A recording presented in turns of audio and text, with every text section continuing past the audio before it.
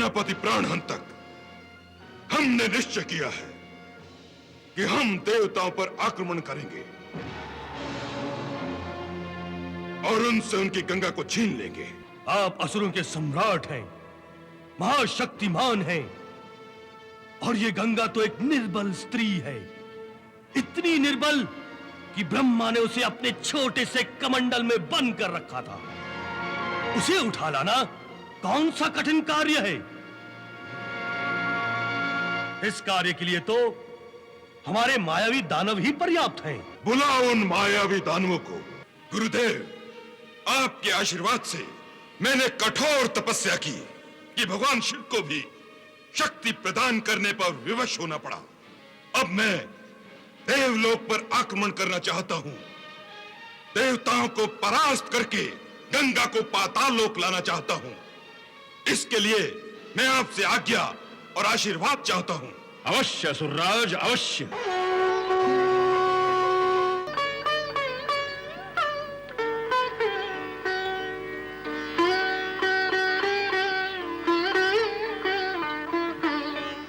नारायण नारायण।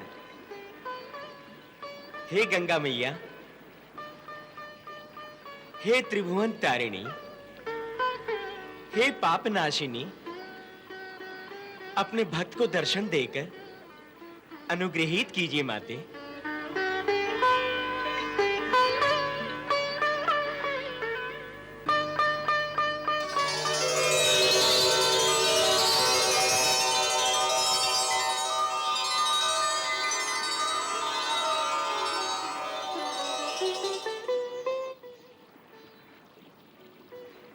गंगा मैया को ब्रह्मा के मानस पुत्र नारद का प्रणाम। कल्याण हो वत्स। मेरा आशीर्वाद है कि तुम सदा भगवान के प्रिय रहो। आपके आशीर्वाद से मैं धन्य हो गया। माते, जब से मैंने सुना था कि आप स्वर्गलोक में पधारी हैं, तब से आपके दर्शनों की लालसा भटकती रही, और आज यहां आकर आत्मा तृप्त और मन शांत हो गया। स्वर्गलोक की कायाकल्प देखकर तो और भी अच्छा लग रहा है। माते, स्वर्ग आपके चरण कमलों के स्पर्श से सचमुच स्वर्ग हो गया है। कैसी अनोखी वसंत ऋतु छा गई है। इच्छा वृक्ष में इतने फल लगे हैं, इतने फल लगे हैं कि एक भी पत्ता दिखाई नहीं दे रहा है। माते, त्रिलोक में मैं जहां भी गया बस आप ही की चर्चा हो रही। सबसे ज्यादा खुशी तो मैंने शिवलोक में देखी। देवी उमा की खुशियों का तो ठिकाना ही नहीं है। वो आपको दीदी मानती है ना? माते, जब आप ब्रह्मा जी के कमंडल में थीं, तब उन्हें बहुत अकेलापन लगता था, परंतु आज वो बहुत खुश हैं। कह रही थी कि वो भोलेनाथ से आज्ञा लेकर आपसे मिलने अवश्य आएंगी। हाँ माते, नारायण नारायण। देवर्षि, उमा को देखने को मेरा भी बहुत मन करता है। ब्रह्मलोक में आने से पहले जब हम वैकुंठ लोक में थी, तो उमा बहुधा मेरे ही संग रहती थी। नारायण नारायण। उन्हें आपसे मिलकर अपार प्रसन्नता होगी। उन्हें ही क्या, आपके आगमन से पूरा ब्रह्मांड खुशी से नाच उठा है। परंतु क्या देवर्षि? परंतु यह है कि विपरीत प्रवृत्ति के कुछ लोग ऐसे हैं जिन्हें आपके स्वर्ग में आने से बहुत दुख पहुंचा है। दुख ही नहीं बल्कि उन्हें आप पर क्रोध भी है, और मुझे तो डर लगता है कि कहीं वो क्रोध में आकर आपको कोई क्षति न पहुंचाए। नारायण नारायण।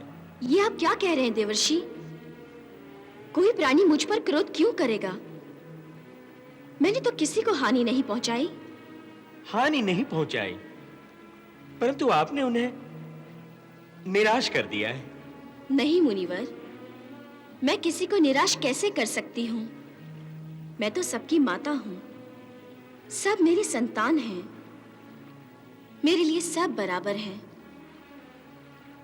जो भी मुझसे प्रार्थना करता है, मैं उसे स्वीकार करती हूँ। मैं किसी को निराश नहीं करती। फिर ये मेरी कौन सी संतान है जो मेरे कारण दुखी हो गई?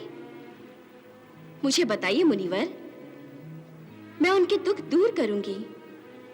धन्य है मातेश्वरी आप, और धन्य है आपकी ममता, जो सबको एक समान समझकर अपने आंचल की छाया बराबर बराबर प्रदान करती है, ताकि सभी सुखी और समृद्ध बने रहें। नारायण नारायण। परंतु अपनी दुष्ट प्रवृत्ति के कारण असुर किसी से प्रसन्न नहीं हो सकते। इसी कारणवश वो आपसे अकारण ही निराश हो गए। नारायण नारायण। फिर भी उनकी निराशा का कोई मूल कारण तो होगा मुनिवर। विस्तार से बताइए, आखिर हुआ क्या था?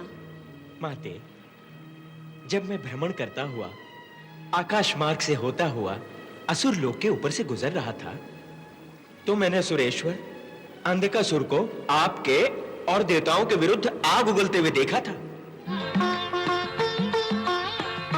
गंगा हमारी भी है। गंगा द्वारा प्राप्त होने वाला सुख, यश, समृद्धि और शक्ति पर हमारा भी अधिकार होना चाहिए।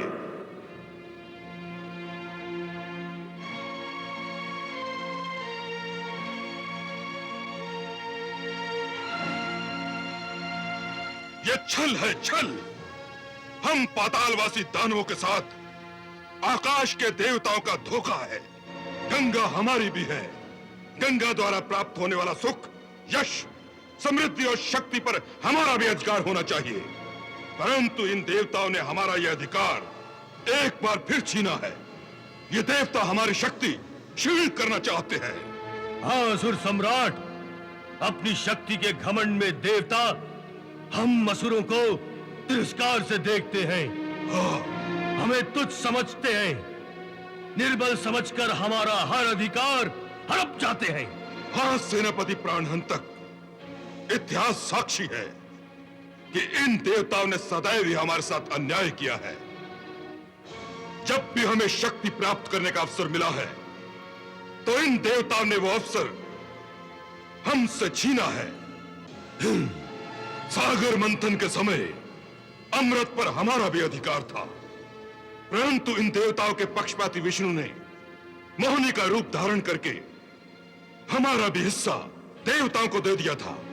हाँ असुर सम्राट, हमारे पूर्वज दैत्यराज बाली से 3 पग धरती मांगने का षड्यंत्र रचकर वामन अवतार में विष्णु ने हमसे हमारा राजपाट भी छीन लिया था। परंतु अब ये छल, ये कपट, ये धोखा मैं चलने नहीं दूंगा। यदि वो छल कपट के देवता है, तो मैं भी भीषण शक्तियों का स्वामी हूं। मैं असुरों का सम्राट अंधकासुर हूं। अंधकासुर। गंगा को केवल स्वर्ग में बंदी बनाकर उन्होंने दैत्यराज अंधकासुर की शक्तियों को ललकारा है। मैं उनकी चुनौती स्वीकार करता हूं। मैं उनकी चुनौती का उत्तर दूंगा।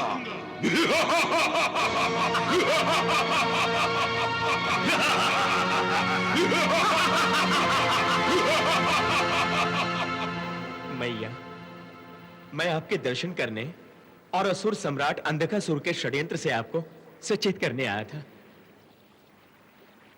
अंधकासुर बहुत हठीला है। वो देवताओं से आपको छीन लेने के लिए आपका हरण करने का प्रयास अवश्य करेगा। आप व्यर्थ ही चिंता कर रहे हैं मुनिवर। माता को उसकी संतान से कैसा डर? माते, अंधकासुर असुरों का सम्राट है।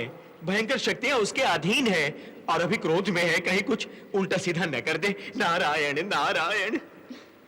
बच्चे तो उल्टी सीधी हरकतें करते ही रहते हैं मुनिवर, पर माता उन्हें बहला फुसला कर, चुमका कर समझा ही लेती है।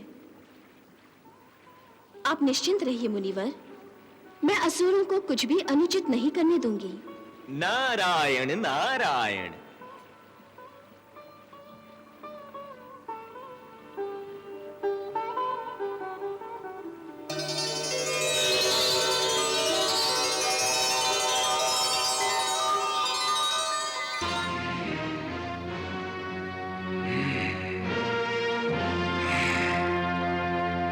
सेनापति प्राणहंतक, हमने निश्चय किया है कि हम देवताओं पर आक्रमण करेंगे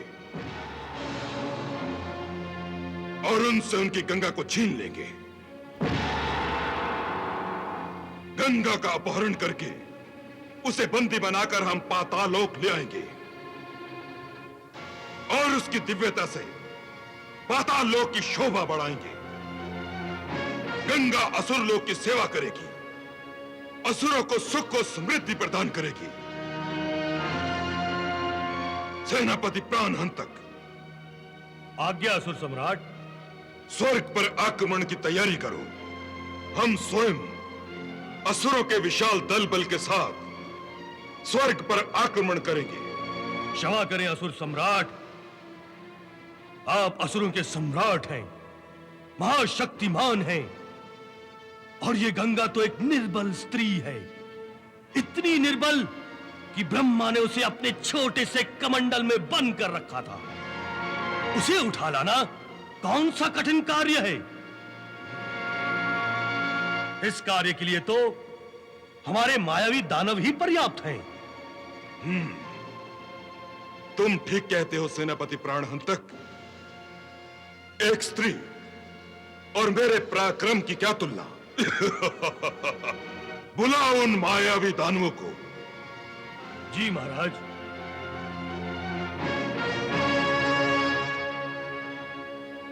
हे प्रलयासुर, हे ज्वालासुर, हे सेनापति शोषक, प्रकट हो। तुम्हारा स्वामी अंधकासुर तुम्हें प्रकट होने का आदेश देता है। प्रकट हो, प्रकट हो, प्रकट हो।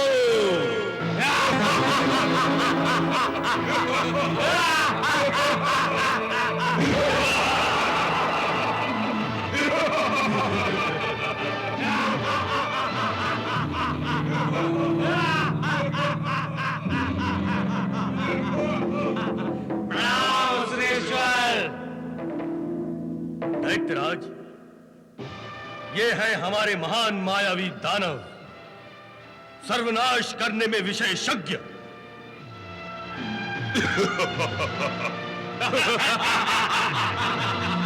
हे दानवों, असुर सम्राट को अपना अपना परिचय दो। हे असुरराज, मैं आंधी और तूफान का स्वामी प्रलयासुर हूं। मैं अपनी मायावी शक्ति से ऐसा भयंकर तूफान ला सकता हूं कि पल भर में बसा बसाया नगर उजड़ जाता है। पर्वत पहाड़ को तिनकों की भांति उड़ा देता हूं। हे दैत्यराज, मैं ज्वालासुर, नर्क की अग्नि से भी भयंकर अग्नि का स्वामी।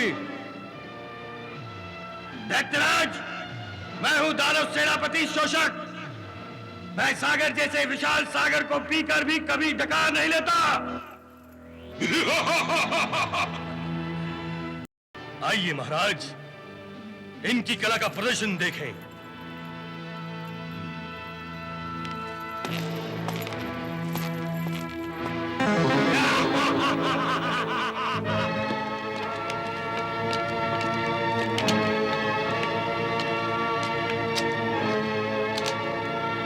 अपनी कार्यक्षमता का उदाहरण दो प्रलयासुर।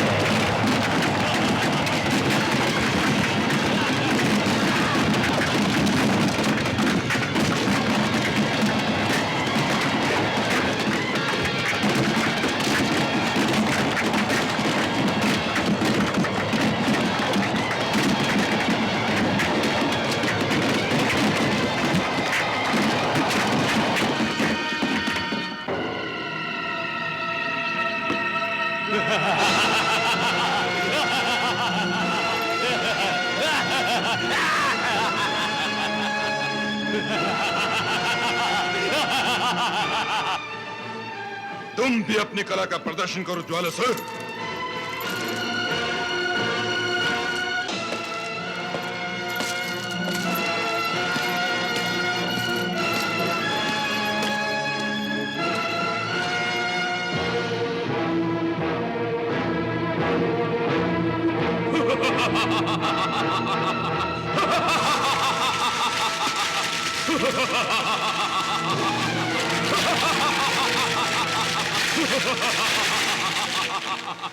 देखिए असुर सम्राट, मैं नदी के जल में भी आग लगा सकता हूं।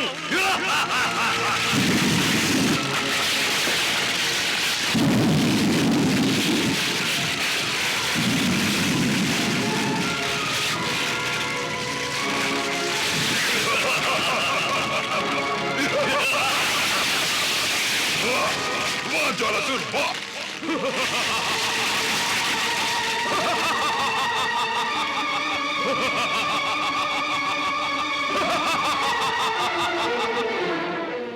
तुम भी अपनी मायावी शक्ति का प्रमाण दो।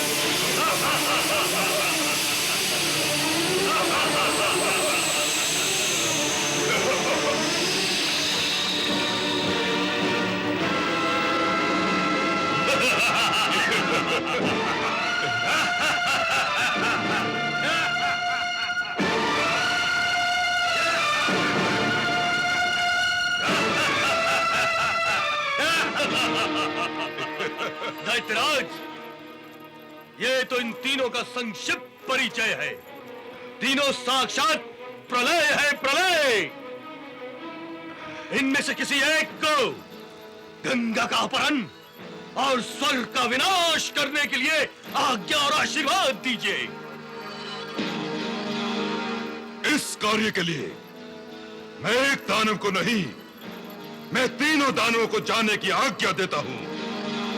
जाओ मायावी दानवों, मेरा आशीर्वाद है कि तुम गंगा के अपहरण का शुभ कार्य सफलतापूर्वक करके शीघ्र लौट आओगे। जाओ।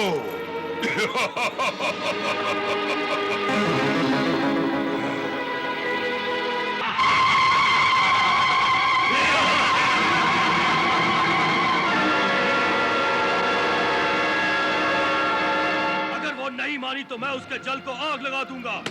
आग लगाने की क्या जरूरत है? मैं उसे पी जाऊंगा और पेट में रखकर असुर लोक में ले जाऊंगा।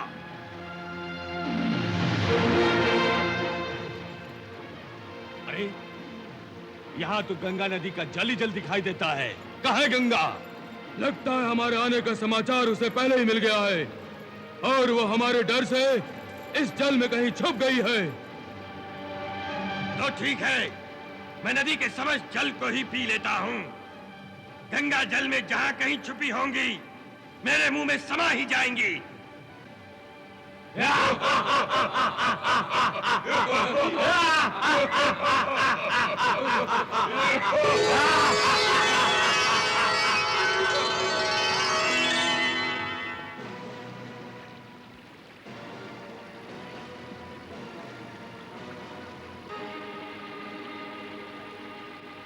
अच्छा, तो तुम ही हो गंगा?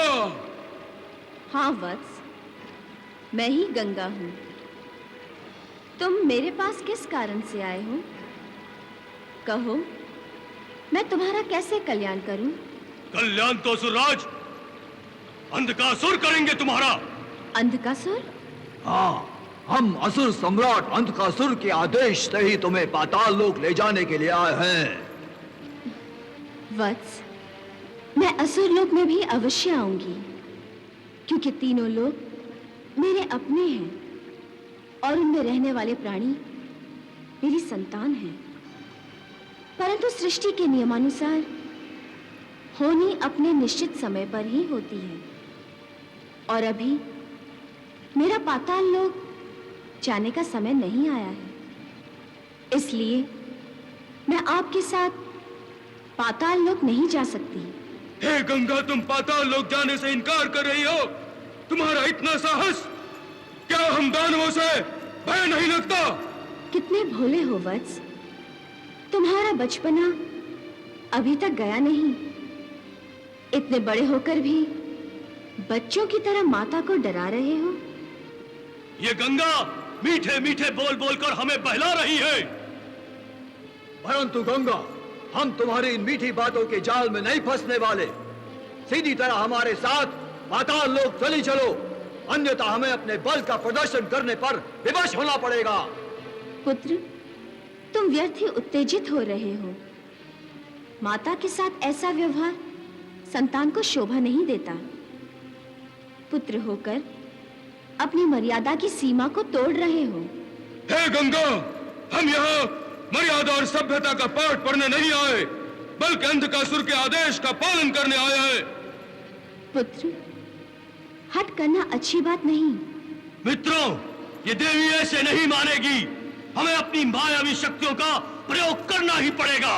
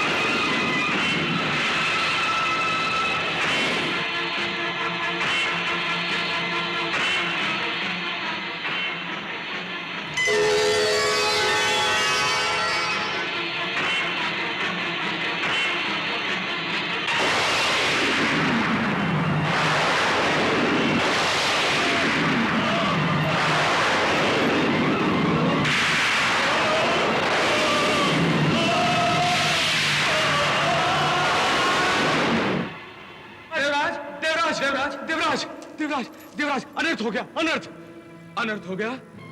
पर हुआ क्या?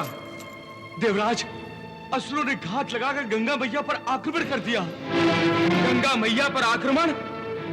हे परमेश्वर! मुझे कुछ नहीं हुआ वत्स, तुम व्यर्थ ही चिंता कर रहे हो।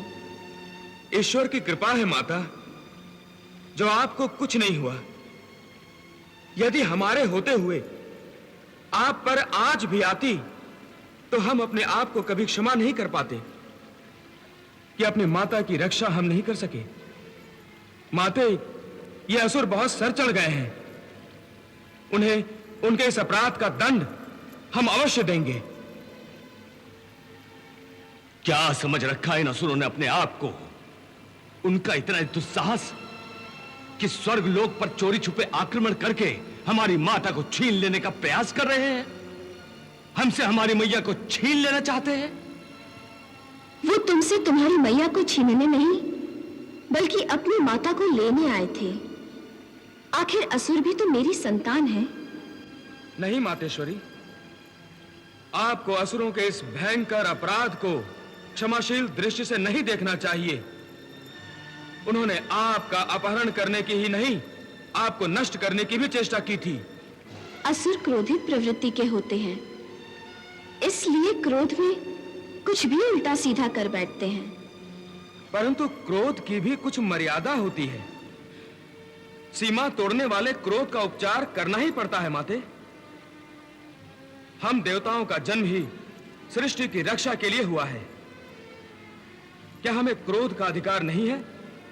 अधिकार है, परंतु ध्यान रखो कि कीचड़ से कीचड़ साफ नहीं होता। उसे साफ करने के लिए शुद्ध पानी की आवश्यकता होती है। परंतु माते, असुरों ने आपका अपमान किया है और संतान कभी अपनी माता का अपमान सहन नहीं करती। और संतान अपनी माता की आज्ञा का पालन भी करते हैं। तुम सबको मेरी आज्ञा है कि क्रोध को त्याग दो और शांति से काम लो। आपकी जो आज्ञा माते। परंतु यदि असुरों ने फिर कोई और षड्यंत्र रचाया तो? यदि बालक लाड़ प्यार से नहीं सुधरते तो फिर विवश होकर मां को उनकी ताड़ना करनी पड़ती है। यदि असुर फिर भी कोई षड्यंत्र रचाएंगे तो फिर सोचूंगी कि उनको कैसे सीधे रास्ते पर लाना है। जैसी आपकी आज्ञा माता, जैसी आपकी आज्ञा।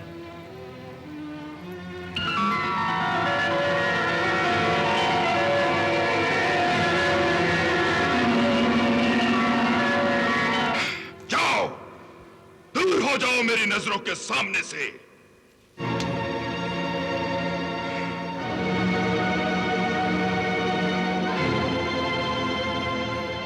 तुम दोनों असुरों के माथे पे कलंक का टीका हो।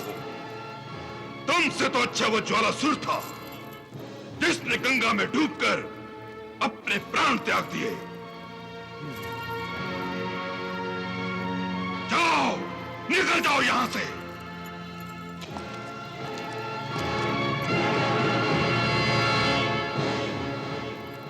क्षमा करें दैत्यराज, ये दोनों हमारे बड़े मायावी असुर हैं। इनके पास एक से एक भयंकर शक्ति है, परंतु इनकी हालत देखकर यह सिद्ध हो गया है कि गंगा की शक्ति हम असुरों से कहीं अधिक है। गंगा से केवल 3 असुर हारे हैं, असुर सम्राट नहीं। मैं असुर सम्राट हूं। गंगा को पाने के लिए मैं असुरों की सारी शक्ति लगा दूंगा। गंगा को पाने के लिए यदि यह आवश्यकता पड़ी तो मैं एक नया देवासुर संग्राम भी शुरू कर दूंगा। हाँ, मैं अभी गुरु शुक्राचार्य के पास जाकर उनसे युद्ध की आज्ञा और आशीर्वाद मांगता हूं। नहीं दैत्यराज, इस समय ना मैं तुम्हें युद्ध करने की आज्ञा दे सकता हूं, न ही आशीर्वाद। क्यों नहीं गुरुदेव? क्योंकि मैं नहीं चाहता कि मेरा आशीर्वाद निष्फल हो। अर्थात ये कि युद्ध केवल क्रोध से नहीं जीते जाते हैं, युद्ध बुद्धि से जीते जाते हैं। तुम्हारी तरह शत्रु की शक्ति को पूरी तरह जाने बिना आक्रमण करने से वही हाल होता है जो तुम्हारे वीर मायावी राक्षसों का हुआ, और तुम दूसरी बार वही भूल करने जा रहे हो। दैत्यराज, इस समय तुम्हें शत्रु की शक्ति का ठीक अनुमान नहीं है। इसमें अनुमान की क्या आवश्यकता है गुरुदेव? हर देवासुर संग्राम में देवता हमेशा दुम दबाकर भागते रहे हैं। वो बल से नहीं, हमेशा छल से जीतते हैं। युद्ध में तो वह हमेशा हार जाते हैं। हार जाते हैं नहीं, हार जाते थे। वो कल की बात है। तो आज की क्या बात है गुरुदेव? आज की बात यह है कि अब वो नहीं हारेंगे। क्यों नहीं हारेंगे? क्योंकि अब उनके पास गंगा है, जो पहले नहीं थी। दैत्यराज, गंगा कोई साधारण देवी नहीं है, वो महादेवी है, महादेवी। कदाचित तुमने गंगा की शक्ति का ठीक अनुमान नहीं लगाया। गंगा देवी पराशक्ति का एक महत्वपूर्ण अंश है, इस कारण वो सर्वशक्तिमान है। गंगा को स्वर्गलोक से असुरलोक में लाना उतना सरल नहीं है जितना तुम समझ रहे हो। तो मैं क्या करूं गुरुदेव? एक स्त्री से हार मान लूं? गंगा के चरणों में अपना शीश झुकाकर समस्त दैत्य जाति के लिए कलंक बन जाऊं? कलंक अवश्य लगेगा। तुम्हारी हार से कलंक तो अवश्य लगेगा। न केवल असुर जाति को, वरन असुर जाति के गुरु शुक्राचार्य के मस्तक पर भी कलंक लगेगा। देव गुरु बृहस्पति मुझ पर हंसेंगे। इसीलिए कहता हूं, मेरी हंसी न कराओ। कुछ ऐसा करो दैत्यराज कि देवता रोएं और हम उन पर हंसें। परंतु ऐसा क्या करूं गुरुदेव? ऐसा क्या करूं? देवताओं की शक्ति से अधिक शक्ति प्राप्त करो। परंतु उनसे अधिक शक्ति कैसे प्राप्त होगी? तपस्या से। किसकी तपस्या से? भगवान शिव की तपस्या से। शिव तो आशुतोष हैं। वो तपस्या से जल्दी ही रीझ जाते हैं। वो प्रसन्न हो गए तो तुम्हें मुंह मांगा वरदान देंगे। बस तुम शिव की तपस्या करके उनसे ऐसी अमोघ शक्ति का वरदान मांगो जिसका तोड़ न देवताओं के पास हो न गंगा के पास। परंतु भगवान शिव क्या एक असुर को वरदान देंगे? अवश्य देंगे दैत्यराज, अवश्य देंगे। भोलेनाथ अपने भक्तों में कोई भेदभाव नहीं करते। तुम उनकी शरण में चले जाओ, वही तुम्हारा कल्याण करेंगे। जो आज्ञा कीजिए। विजयी भव।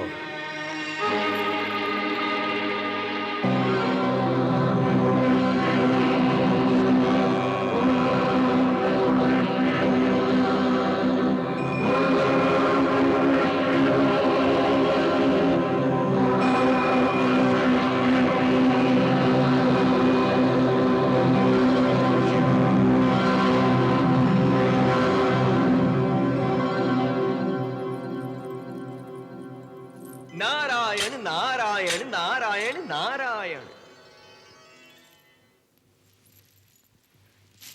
प्रणाम देवर्षि। प्रणाम। देवलोक में आपका स्वागत है।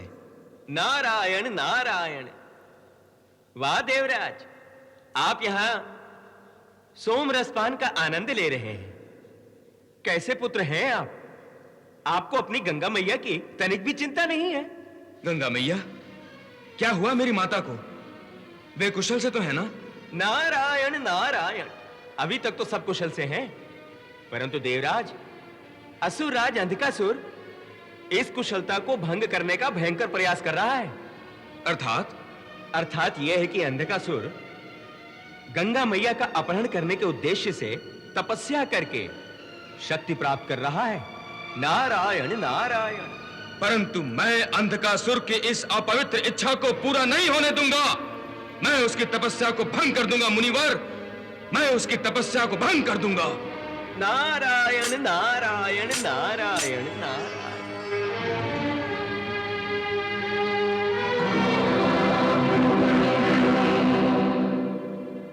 रंभा,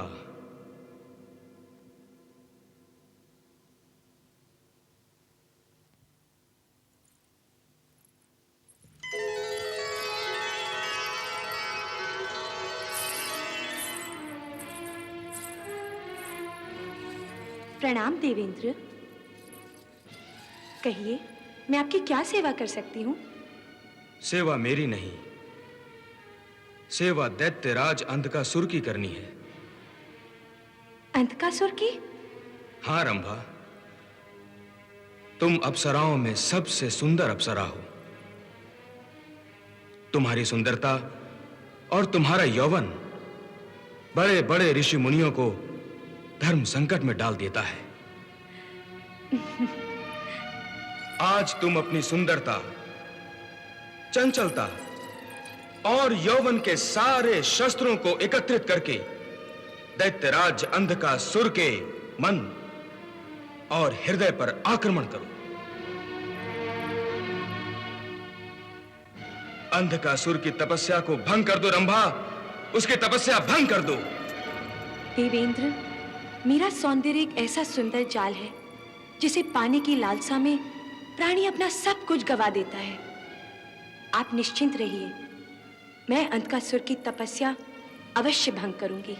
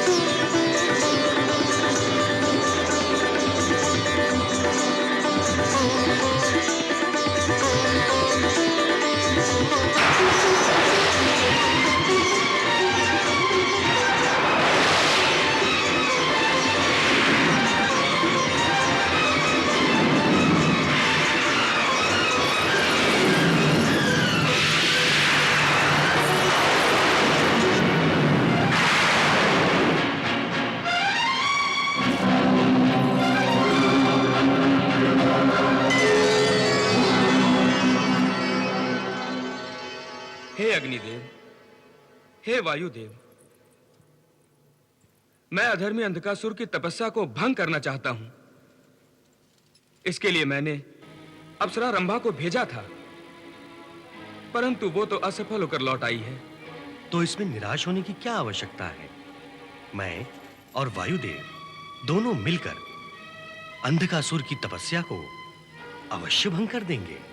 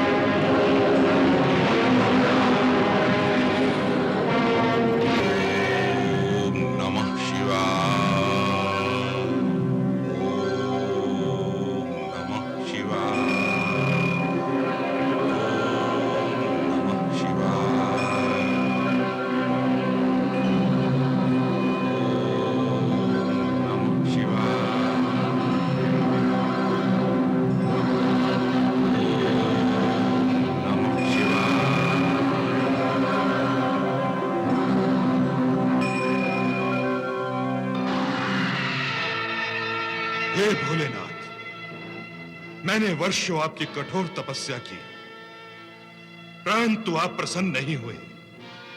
आपने दर्शन नहीं दिए। मेरे धैर्य की और कितनी परीक्षा लोगे भगवान, और कितनी प्रतीक्षा करवाओगे? मुझे दर्शन दो भोलेनाथ, मेरी तपस्या को सफल करो। मुझे दर्शन दो, मुझे दर्शन दो भोलेनाथ, मुझे दर्शन दो, मुझे दर्शन दो भोलेनाथ, मुझे दर्शन दो, दर्शन दो मुझे। हे भोलेनाथ, कदाचित आप मेरी तपस्या से प्रसन्न नहीं हुए, इसलिए मेरी तपस्या बेकार है। अब मेरे जीने का कोई उद्देश्य नहीं।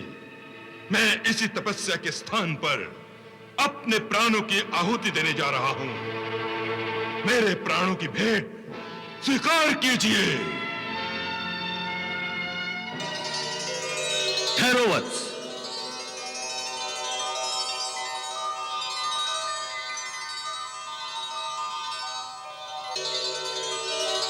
प्रणाम प्रभु।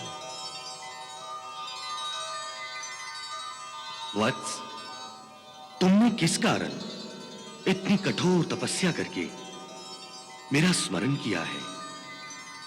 बोलो, क्या वर मांगना चाहते हो? हे शिव शंकर, आप तो अंतर्यामी हैं, भली भांति जानते हैं कि देवताओं ने हम दानवों के साथ बार बार धोखा किया है। सागर मंथन समय निकला अमृत, और दैत्यराज बाली का समस्त राजपाट हड़प कर देवताओं ने अपने छल और कपट का बार बार प्रमाण दिया है। परंतु इस बार देवताओं ने गंगा को हमसे छीनकर छल और कपट की सारी सीमाएं तोड़ दी हैं। तो इसके लिए तुम मुझसे क्या चाहते हो वत्स? शक्ति प्रभु, अमोघ शक्ति, जिससे मैं अमर बन जाऊं। नहीं वत्स, इस सृष्टि में ईश्वर के अतिरिक्त अमर कोई भी नहीं बन सकता। स्वयं परमपिता ब्रह्मा जी भी अमर नहीं है। कोई और वर मांगो। तो फिर मुझे ऐसा वर प्रदान कीजिए जिससे मैं दानव, मानव, देवता, यक्ष, गंधर्व, पशु पक्षी किसी के हाथों से न मरूं। और मुझे ऐसी अमोघ शक्ति दीजिए जिससे स्वयं इंद्र के वज्र को भी नष्ट कर सकूं। वत्स, मैं तुम्हें तुम्हारी इच्छा अनुसार वरदान भी प्रदान करता हूं, और शक्ति भी, जो तुम्हारे शत्रु के हर अस्त्र शस्त्र को नष्ट करके उसके प्राण लेने में सक्षम होगी। मेरी शक्ति को और कोई नष्ट नहीं कर सकता। परंतु यदि तुमने इस शक्ति का प्रयोग किसी निशस्त्र पर किया तो इसका प्रभाव उल्टा होगा। शत्रु की जगह तुम्हें स्वयं अपने प्राण गंवाने पड़ेंगे। प्रभु, मैं एक योद्धा हूं, कोई कायर नहीं जो किसी निशस्त्र पर वार करूं। तो ठीक है, मैं तुम्हें अमोघ शक्ति प्रदान करता हूं, इसे ग्रहण करो।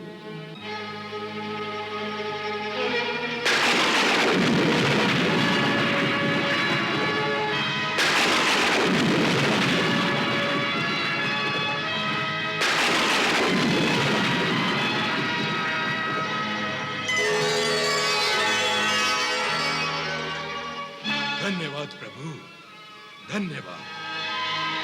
मैं आपका सदा आभारी रहूंगा।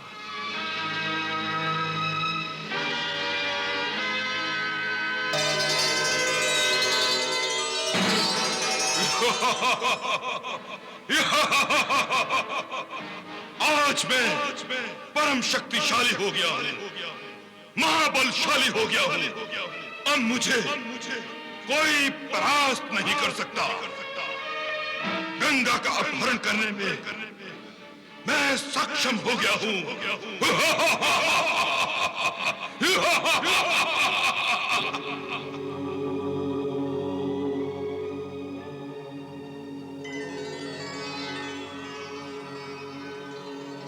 भगवान, हे स्वामी, हे भोलेनाथ,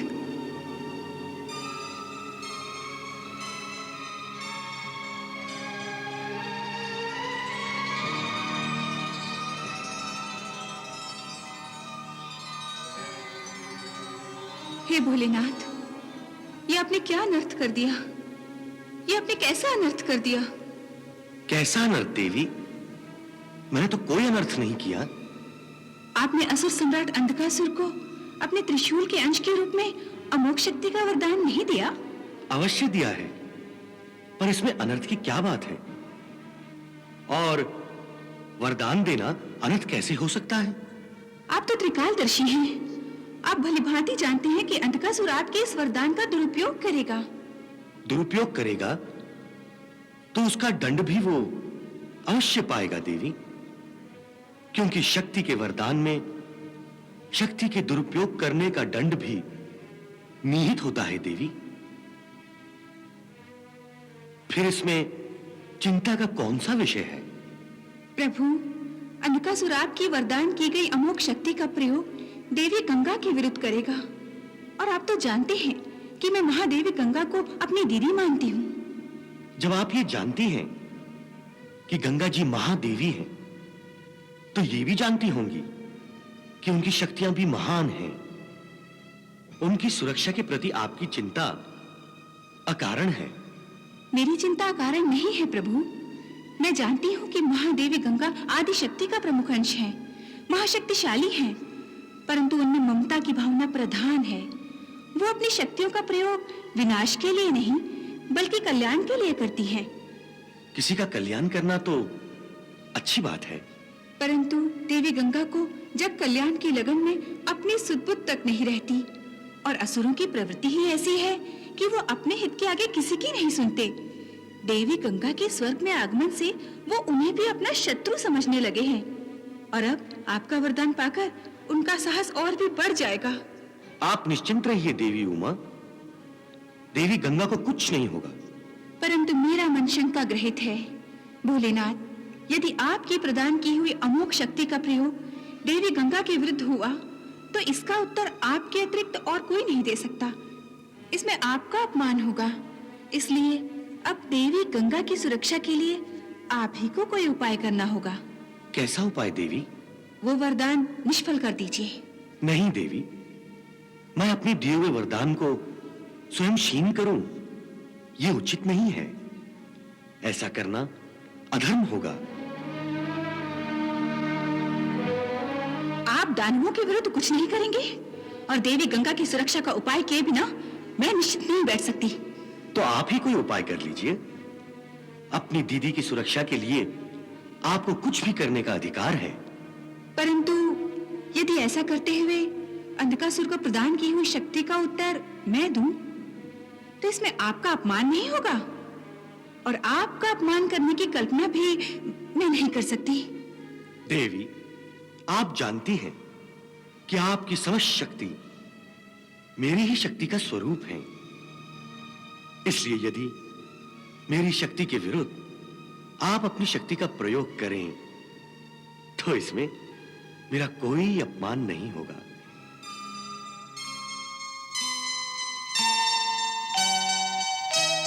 तो फिर प्रभु, अब मुझे आज्ञा दीजिए। मैं स्वर्गलोक जाकर दीदी गंगा की सुरक्षा का प्रबंध करती हूँ। तथास्तु।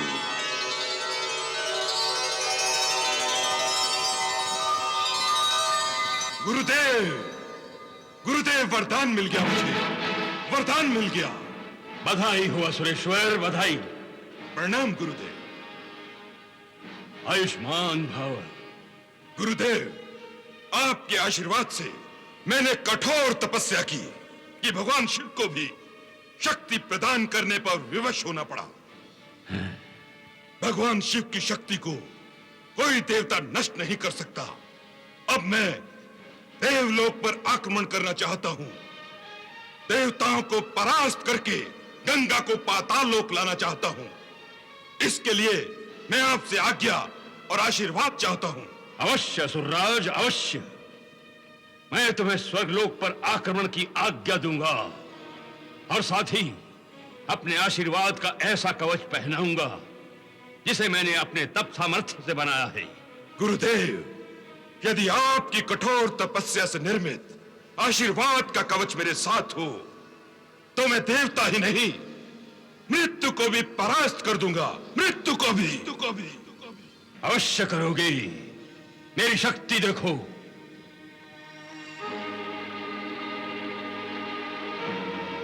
ओम ह्रीं क्लीं चामुंडाय विच्चे।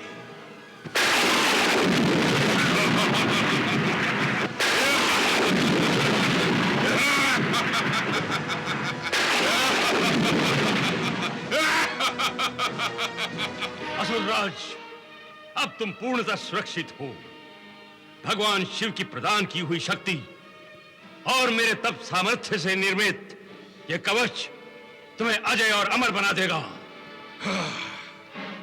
मेरे प्रदान किए हुए इस कवच को देवराज इंद्र का वज्र भी तोड़ नहीं सकता। ये बात स्वयं देवराज इंद्र भी जानते हैं, इसलिए वो यज्ञ करके दूसरी शक्ति प्राप्त करना चाहते हैं। असुरराज, इससे पहले कि उसका यज्ञ अनुष्ठान संपन्न हो, वो शक्तिशाली बने, तुम शीघ्र अतिशीघ्र स्वर्ग लोक पर आक्रमण करके उसे परास्त कर दो। ऐसा ही होगा गुरुदेव, ऐसा ही होगा। तो फिर तुम्हारी विजय को कोई नहीं रोक सकता। मेरा आशीर्वाद तुम्हारे साथ है। अब आज्ञा दीजिए गुरुदेव। जाओ और स्वर्ग लोक पर अपनी विजय पताका फहरा कर आओ। जाओ। हे देवी गंगा, अब तुम्हें स्वर्ग लोक से पाताल लोक पर आना ही होगा। जैसे ही मुझे पता चला कि भोलेनाथ ने अंधकासुर को वरदान में ऐसी भयंकर और अमोघ शक्ति प्रदान की है, तो मेरी चिंता का पारोवार नहीं रहा। इतने बड़े संकट में अपनी दीदी की कैसे रक्षा करूं, इसी चिंता ने मुझे घेर लिया। तू तो व्यर्थ ही चिंता कर रही है पगली। तेरी दीदी पर कोई संकट नहीं आएगा। नहीं